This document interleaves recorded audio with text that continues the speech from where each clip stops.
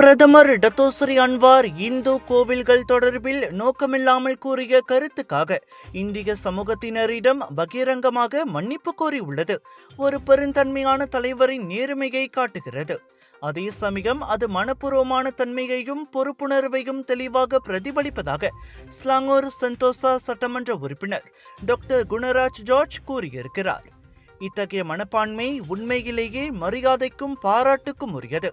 பல ஆண்டுகளாக ரீஃபார்மாசி இயக்கத்திற்கு இந்திய சமூகம் அளித்த மகத்தான ஆதரவிற்கு தமது நன்றியை செலுத்தும் வகையில் பிரதமரின் செயல் உள்ளது என அவர் கூறினார். அன்வாரின் தலைமையின் கீழ் வழிபாட்டு தலங்கள் தொடர்பான பிரச்சினைகளை கையாளும் போது உரையாடல், கலந்தாலோசனை மற்றும் இணக்கமான தீர்வு ஆகியவற்றிற்கு அரசாங்கம் தொடர்ந்து முன்னுரிமை அளித்து வருகிறது. மடானி அரசாங்கத்தை வழிநடத்திய 3 ஆண்டு காலம் நெடுகிலும் மத்திய அரசு இந்து கோயில் எதனையும் இடிக்கவில்லை.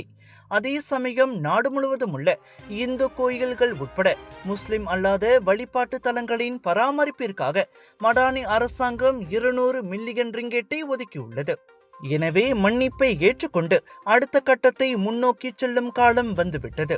வெறும் அரசியல் சர்ச்சைகளின் அடிப்படையில் அல்லாமல் செயல்கள், கொள்கைகள் மற்றும் சாதனைகளின் அடிப்படையில் தலைமைத்துவத்தை மதிப்பிட வேண்டும். அனைத்து குடிமக்களுக்கும் நியாயமான, அனைவரையும் உள்ளடக்கிய மற்றும் செழிப்பான ஒரு மலேசியாவை உருவாக்குவதற்கான சிறந்த நம்பிக்கையாக மடானி அரசு திகழ்வதையும் குணராஜ் சுட்டிக்காட்டினார்.